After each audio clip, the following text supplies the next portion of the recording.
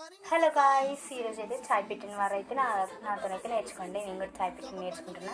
మీరు కూడా నాతో నేర్చుకోండి. పెట్టిన వారైతే పెట్టేసిన వారైతే చాలా బాగా పెడతారు.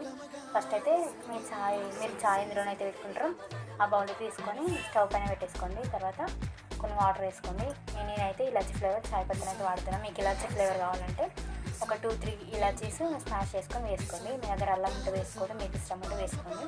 అది కూడా మరిగినాక కొన్ని మిల్క్ అయితే యాడ్ చేసుకోండి. మిల్క్ యాడ్ చేసుకున్నాక మంచిగా మరిగించుకోండి.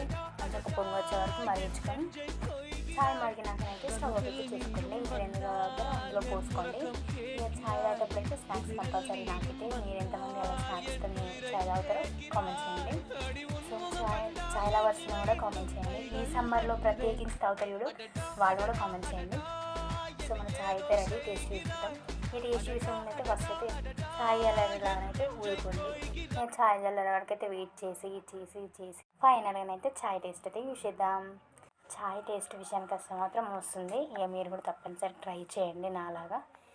సో ఉంటాం మరి, బాయ్. నా వీడియోని అయితే ప్లీజ్ సబ్స్క్రైబ్ చేసుకోండి, అలాగే లైక్ చేయండి, అలాగే కామెంట్ చేయండి. బాయ్.